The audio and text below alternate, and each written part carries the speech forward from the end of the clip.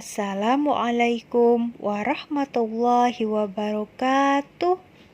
Bagaimana kabar Ananda yang soleh dan solihah? Semoga kabar Ananda semua tetap semangat dan sehat selalu. Amin ya rabbal alamin. Kembali lagi belajar bersama Ibu Nur dalam mata pelajaran pendidikan agama Islam. Hari ini kita akan belajar bab 1 Nabi Muhammad SAW dan sahabat panutanku. Subbab kisah keteladanan Nabi Muhammad SAW. Sebelum memulai belajar, kita berdoa dulu ya Ananda. Doa sebelum belajar. Bismillahirrahmanirrahim. Raditu billahi robba wa bil islami dina wa bi Muhammadin nabiyya wa rasula. Rabbi zidni ilma warzuqni fahma. Amin ya rabbal alamin. Sebelumnya, Bu Guru ingin bertanya, apakah Ananda sudah mengetahui kisah Nabi Muhammad SAW? Kenapa ya kita harus mengetahui atau mengenal Nabi Muhammad SAW? Ada yang tahu? Nabi Muhammad SAW adalah teladan umat Islam. Kita sebagai umat Islam harus mampu meneladani Nabi Muhammad SAW karena Nabi Muhammad SAW memiliki sikap yang sangat mulia, baik hati, pemaaf, jujur, dan lainnya. Baik Ananda, supaya kita mengetahui kisah Nabi Muhammad, yuk kita perhatikan kisah Nabi Muhammad dengan sangat baik. Pasukan Raja Abraham, kota Mekah semakin ternama. Dari kota inilah sejarah manusia paling mulia dimulai. Ka'bah sebagai jantung kota Mekah semakin ramai dikunjungi para peziarah. Demikian pula para pedagang. Mereka datang dari berbagai penjuru jazirah. Namun sayang, Ka'bah mulai diselewengkan fungsinya. Akibatnya, kejahiliahan merajalela. Bahkan pada masa itu, memiliki bayi perempuan adalah hal yang sangat memalukan. Baik bagi keluarga, sehingga sebagian dari mereka tega membunuh bayi perempuan mereka sendiri. Di tengah kondisi masyarakat jahiliyah itulah Nabi Muhammad dilahirkan. Bayi luar biasa itu lahir dari rahim seorang wanita mulia bernama Aminah. Pada saat itu ditandai peristiwa-peristiwa yang luar biasa. 10 balkon istana bisa runtuh. Juga padamnya api-api yang biasa disembah oleh orang-orang majusi.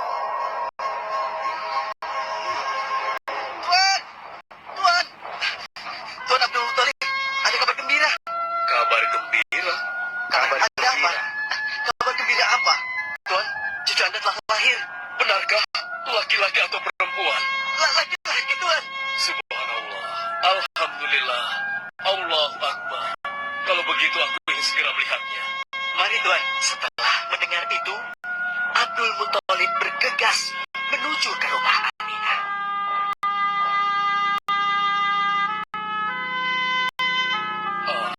Cucuku, kasihan engkau terlahir yatim. Dengan penuh kasih sayang, Abdul Muthalib membawa cucunya ke Ka'bah. Ya Allah, jadikanlah cucuku ini menjadi seorang yang mulia dan terhormat, sebagaimana Nabi-Mu Ibrahim alaihissalam.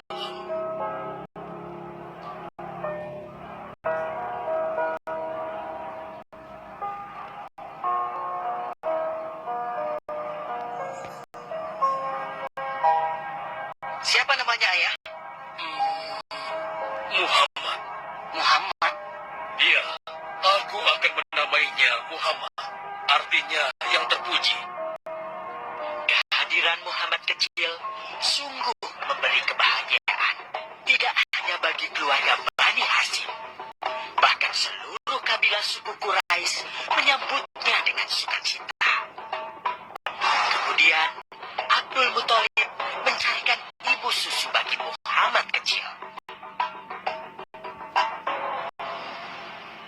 Kita sudah berhari-hari mencari anak susuan, yang dari situ kita akan mendapatkan imbalan yang cukup. Namun hingga saat ini, belum juga kita dapatkan. Ya, istriku, aku mengerti. Apa kita terima saja bayi yatim itu? Muhammad maksudmu? Iya, cucu dari Abdul Muthalib. Kasihan dia. Hampir semua teman-teman dari rombongan kita tidak ada yang mau menyusuinya. Karena tidak ada harapan untuk mendapatkan imbalannya dari ayah bayi itu. Betul juga engkau, istriku. Kasihan anak itu. Aku mendukungmu jika engkau susui dia. Mudah-mudahan Allah memberikan keberkahan bagi kita. Halimah segera mendatangi Abdul Muthalib. Dia bersedia untuk menjadi ibu susu dan pengasuh bagi Muhammad kecil. Betapa gembira Abdul Muthalib mendengarnya. Halimah dari Bani Sa'ad itu akhirnya dipercaya Abdul Muthalib untuk mengasuh cucunya 2 tahun lamanya. Ayo istriku, kita berangkat sekarang. Sebentar lagi, suamiku. Insya Allah, kita berangkat sampai anak ini kenyang. Kalau begitu, aku lanjutkan berkemas-kemas dahulu. Hah? Ada apa, suamiku? Lihat, unta dan keledai kita. Mereka demikian sehat, tidak seperti sebelumnya. Subhanallah. Betul, suamiku. Tidak seperti kemarin. Demi Allah, kau tidak salah memilih istriku.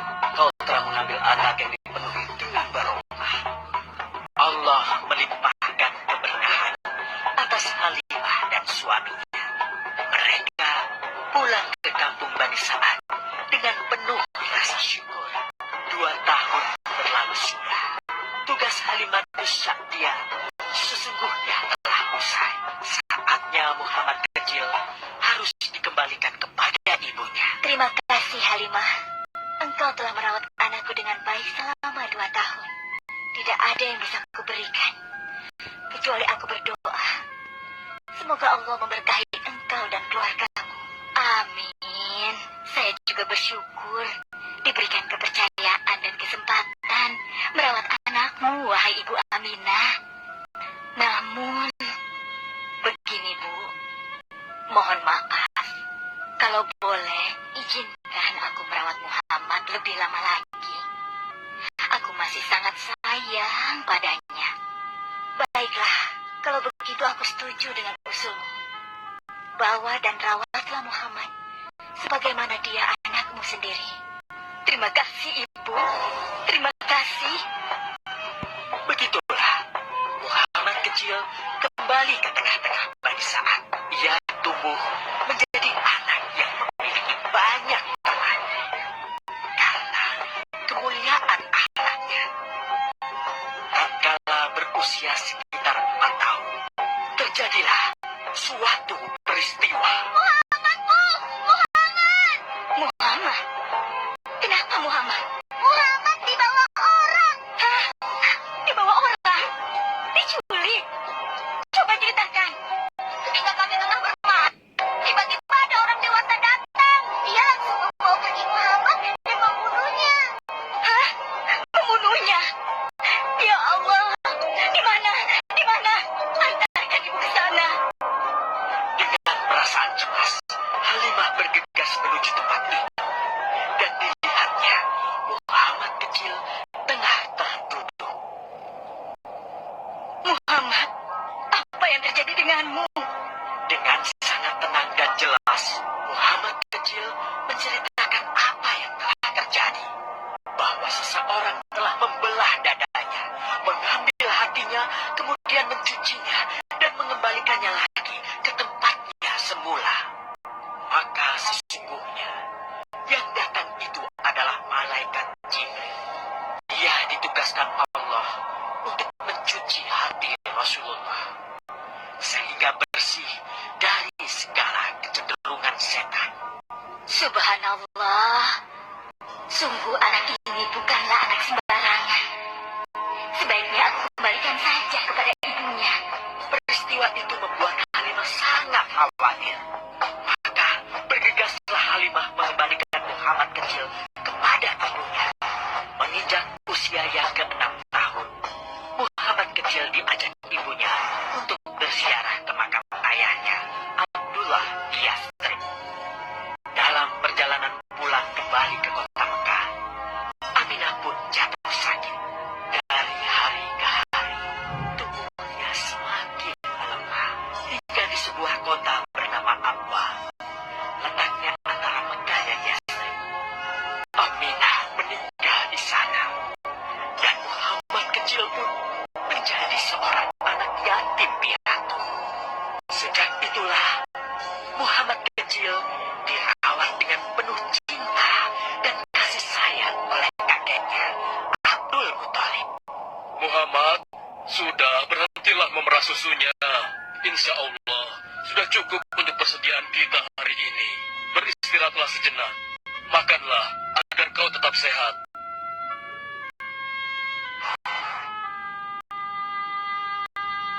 Ya Allah, betapa mulia akhlak cucuku ini. Namun, kasih sayang Abdul Muthalib tidak berlangsung lama. Saat usia Muhammad 8 tahun, Abdul Muthalib, kakeknya yang sangat menyayanginya itu, meninggal dunia. Kemudian, pengasuhan atas Muhammad pun beralih ke pamannya, Abu Thalib. Muhammad kecil tahu betul betapa sayangnya pamannya kepadanya. Di mana Muhammad? Ia tengah mengembalakan kambing milik salah seorang penduduk Mekah, suamiku. Sejak kapan dia keluar rumah? Sekitar waktu subuh tadi. Subhanallah, betapa baiknya akhlak keponakanku ini. Ya Allah, maafkan ketidakmampuanku mencukupi kebutuhan keponakanku. Sayangi dan berkahilah dia. Jadikanlah dia orang yang mulia di antara manusia. Hingga saat usia Muhammad menginjak 12 tahun, papanya Abu Thalib mengajaknya berdagang ke Syam. Sampailah mereka di satu daerah bernama Busra. Saat mereka beristirahat, datanglah seorang pendeta menghampiri. Wahai saudaraku, selamat datang di Busra. Tampaknya kalian bukan orang sini. Dari manakah kalian berasal? Terima kasih saudaraku. Kami datang dari Mekah. Lalu, siapakah gerangan anak ini? Ini adalah keponakanku. Muhammad namanya. Apakah engkau bertanggung jawab atasnya, Tuan? Ya. Kemana ayahnya? Ayahnya sudah meninggal sejak ia masih dalam kandungan. Oh, apakah kini dia yatim piatu? Benar. Aku sungguh beruntung bertemu dengannya. Beruntung? Beruntung apa? Sungguh, keponakanmu ini adalah orang yang sangat istimewa. Oh ya? Ya, dia adalah seorang nabi, seorang utusan Allah. Bagaimana kau tahu hal itu? Aku tahu karena aku seorang pendeta. Dan berita kedatangan dia sebagai seorang utusan Allah sudah disampaikan di dalam Injil. Bahkan aku pun bisa mengetahuinya dari cincin kenabian yang berada di bagian bawah tulang rawan bahunya yang menyerupai buah apel sebagai tanda kenabiannya. Begitulah, pendeta bernama Bahira menyampaikan kepada Abu Thalib perihal kenabian Muhammad. Ia berpesan agar menjaga baik-baik keponakannya itu, karena Muhammad kelak di suatu saat nanti akan menghadapi banyak gangguan dan rintangan. Istriku, Muhammad sudah berusia 25 tahun. Aku Aku pikir sudah saatnya dia untuk menikah. Betul, suamiku. Namun, dengan siapakah dia akan kita jodohkan? Kemarin Khadijah mengirimkan utusannya dan menyatakan keinginan Khadijah untuk menjadikan Muhammad sebagai suaminya. Hah? Khadijah? Khadijah yang mulia itu? Betul, istriku. Khadijah yang selama ini mempercayakan barang perniagaannya kepada Muhammad. Kenapa dia memilih Muhammad? Ya, Khadijah mengagumi kejujuran dan kebaikan akhlak Muhammad. Menurutmu sendiri bagaimana? Aku pikir Khadijah adalah wanita terbaik bagi Muhammad. Kita akan melamarnya. Tepat di usia 25 tahun, Nabi Muhammad menikahi Khadijah yang berusia 40 tahun. Dari pernikahan itu, mereka dikaruniai Allah 6 orang anak. 2 laki-laki adalah Al-Qasim dan Abdullah. Sedangkan putrinya adalah Zainab, Ruqayyah, Ummu Kulsum, dan Fatimah. Namun, kedua putranya itu telah meninggal semenjak mereka kecil. Suatu ketika, terjadilah banjir besar di kota Mekah. Kabilah-kabilah di kota Mekah pun bergotong royong membangun kembali Ka'bah. Setelah pembangunannya selesai, terjadilah perselisihan antara pemuka kabilah tentang siapakah yang paling pantas meletakkan Hajar Aswad di Ka'bah. Abu Thalib, apa yang harus kita lakukan? Kita sudah bicarakan hal ini selama 5 hari, namun tidak ada titik temu. Aku khawatir akan terjadi pertumpahan darah. Sudah, begini saja. Kita sepakati bahwa masalah ini kita serahkan kepada takdir terbaik. Lihat, pintu masuk Ka'bah itu. Siapapun yang pertama kali akan melewati pintu itu, dan siapapun dia, kita tidak boleh menolaknya. Setuju? Aku juga setuju. Baiklah, aku setuju. Aku juga setuju. Baiklah, kita perhatikan bersama. Tidak lama setelah kesepakatan itu, atas izin Allah, Nabi Muhammad menjadi orang pertama yang memasuki pintu menuju Ka'bah. Alhamdulillah, segala puji bagi Allah.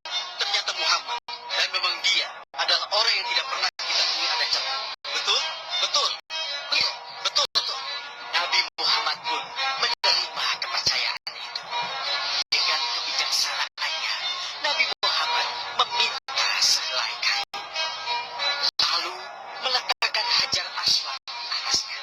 Nabi Muhammad mempersilahkan seluruh pemuka kabilah untuk memegang ujung-ujungnya dan mengangkatnya secara bersama-sama.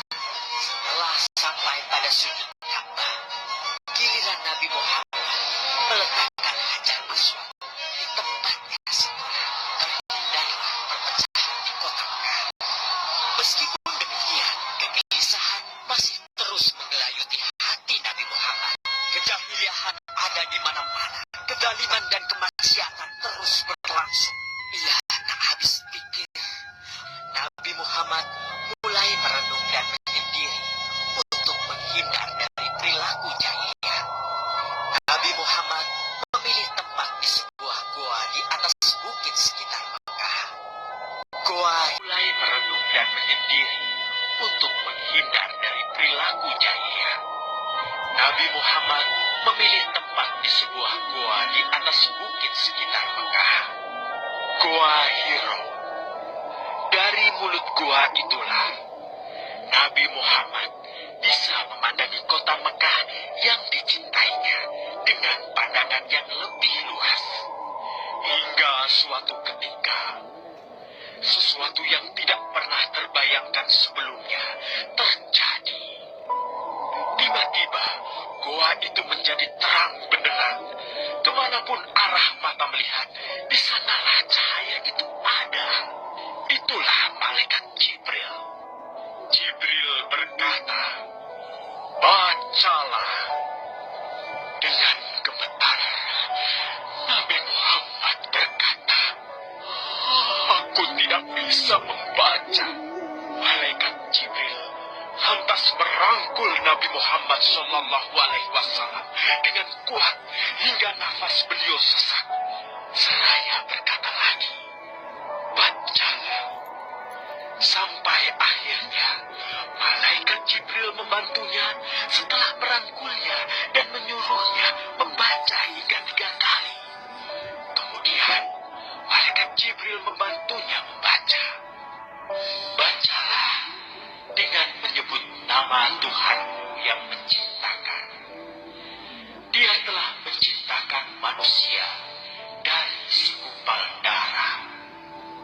Bacalah, dan Tuhanmu lah yang paling pemurah, yang mengajarkan manusia dengan perantaraan Al-Qalam. Dia mengajarkan kepada manusia apa yang tidak diketahuinya. Kalimat suci telah terucap, resmilah sudah. Dari dalam Gua Hiro, Allah mengangkat Nabi Muhammad SAW sebagai penuntun dari kegelapan menuju cahaya, dari keburukan menjadi kebaikan, dan dari kesengsaraan menuju kegelapan.